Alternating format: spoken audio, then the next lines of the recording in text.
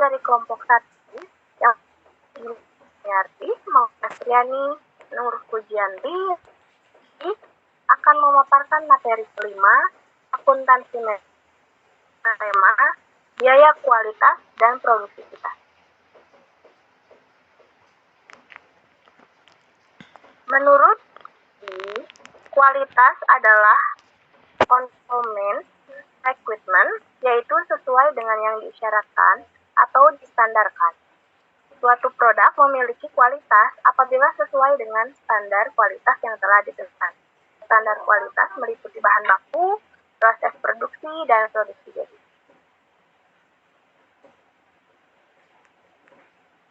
Lalu kualitas atau mutu diartikan sebagai tingkat atau kadar keunggulan suatu produk. Kualitas juga diartikan sebagai ukuran keunggulan suatu produk secara relatif. Secara operasional, produk atau jasa yang berkualitas adalah yang memenuhi atau melebihi harapan pelanggan. Dengan kata lain, kualitas adalah kepuasan pelanggan.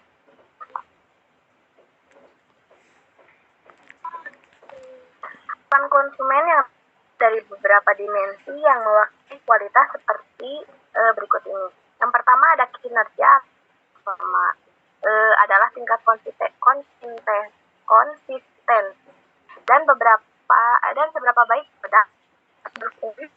Kinerja jasa berarti tingkat keberadaan layanan pada saat kita konsumen. Yang kedua, estetika adalah penampilan produk seperti kesankan dan gaya, dan penampilan dari fasilitas, perlengkapan, personil, dan materi komunikasi untuk produk jasa. Yang ketiga, adalah ukuran yang menentukan mudah tidaknya suatu produk dirawat atau diperbaiki konsumen. Yang keempat, ada fitur. Karakteristik produk yang membedakan secara fungsional dengan produk yang mirip atau sejenis. Yang kelima, kalau ada kesalahan atau reliability, kemungkinan peluang produk atau jasa dapat bekerja sesuai yang dispesifikasikan dalam waktu. Yang keempat, keawetan adalah dalam berfungsi atau digunakan. Yang ketujuh, kualitas atau kesesuaian adalah tingkat kesesuaian produk dengan spesifikasi kualitas yang ditentukan pada desainnya. Dan yang ke-8 adalah kesesuaian dan penggunaan atau fitness of use. Adalah kecocokan produk untuk menghadirkan fungsi seperti yang diiklankan.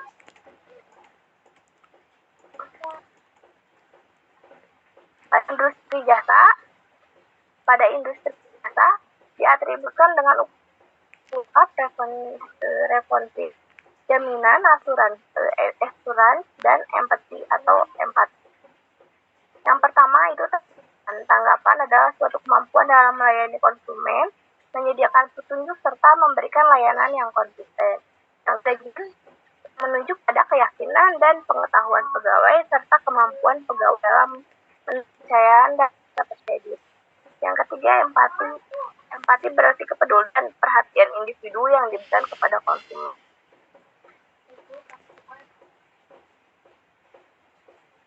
Yang kedua, pengukuran dan pelaporan biaya kualitas.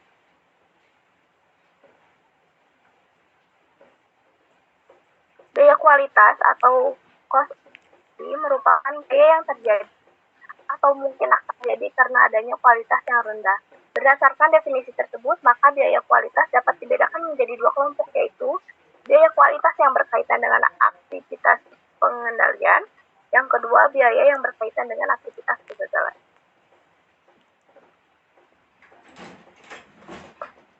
Lalu ada subkelompok yang tadi ada dua kelompok biaya kualitas, yaitu biaya pengendalian dan biaya kegagalan.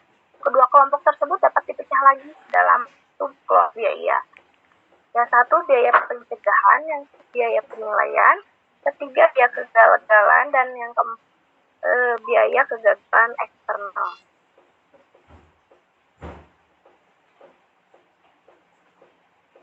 Biaya kualitas juga dapat dipecah jadi dua menurut kemudahan dalam pengamatannya. Yang pertama adalah biaya yang dapat diamati. Yang kedua, biaya kualitas yang tersembunyi.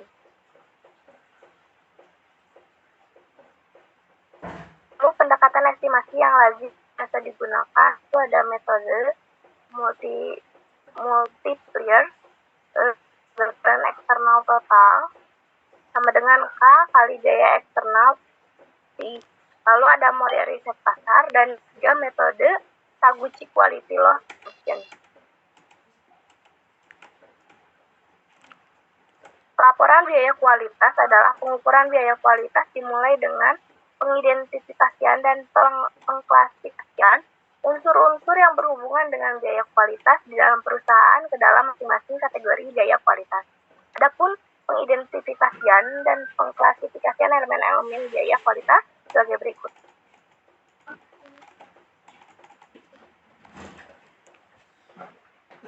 Biaya pencegahan. Dalam biaya pencegahan ada biaya pendidikan dan pelatihan. Lalu ada biaya pemeliharaan peralatan produksi. Yang kedua, biaya penilaian, di dalamnya ada 4 biaya pemeriksaan bahan baku, biaya pemeriksaan proses produksi, biaya pemeriksaan bahan jadi, dan yang keempat, biaya pemeriksaan kemasan. Yang ketiga, kegagalan internal, yaitu biaya pekerjaan ulang. Keempat, ada biaya kegagalan eksternal. Untuk selanjutnya, materinya akan dipaparkan oleh rekan saya, Gi. Oke, yang ketiga ada biaya pengelolaan kualitas. Terdapat 2 pandangan. Pandangan yang pertama yaitu pandangan tradisional. Dalam model ini, kualitas dibagi dalam 3 zona relatif.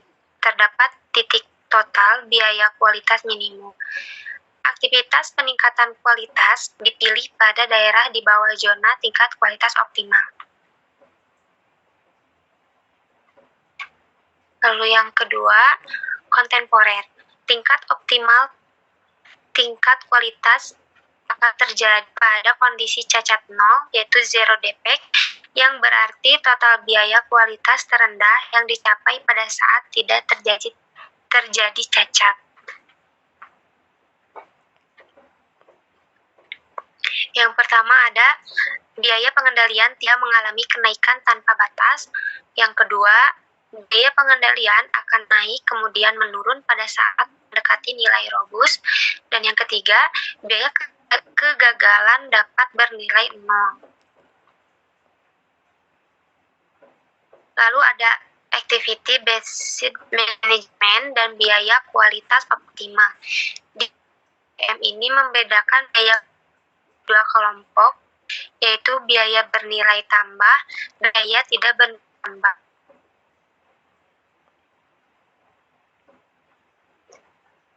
Lalu ada analisis tren.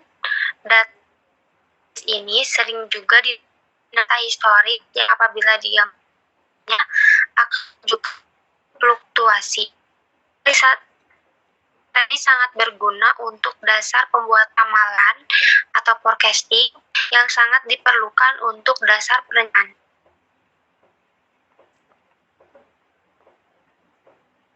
Selanjutnya akan dibacakan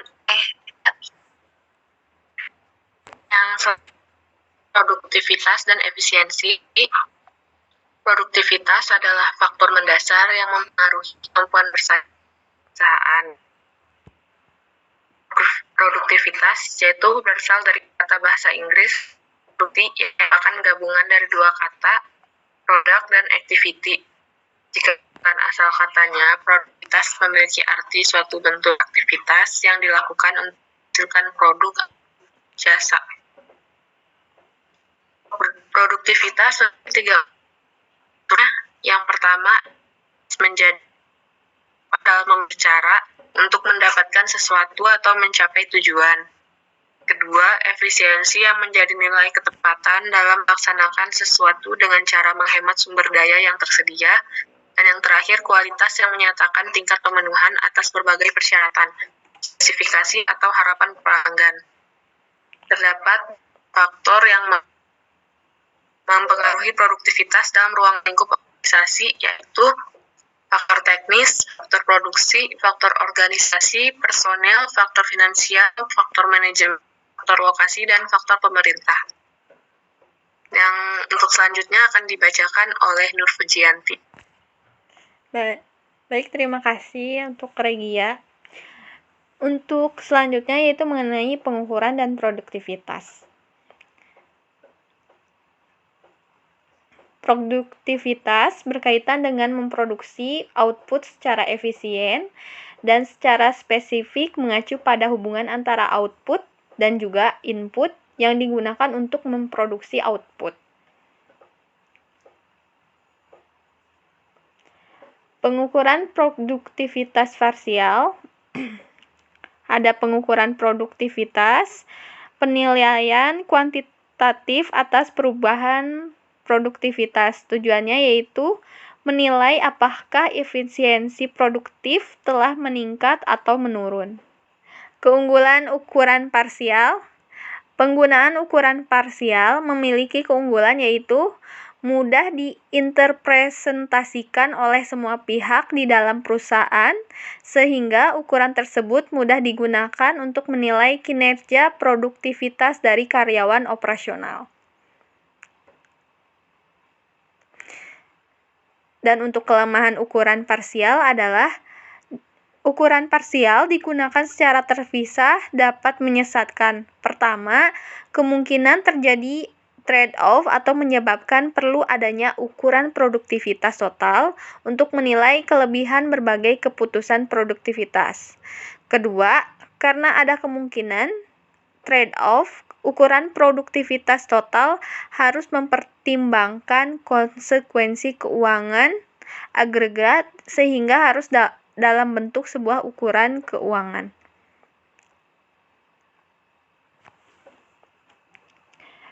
Nah, kalau ini adalah contoh dari proyek perusahaan, contohnya Aswa Mazda Company menerapkan proses produksi seperti berikut. Bisa dilihat outputnya berjalan dari tahun 2015 adalah 150.000 mesin dan rasio produktivitas periode dasar untuk tenaga kerja dan bahan masing-masing 3 dan 0/10. Untuk perhitungannya di slide berikutnya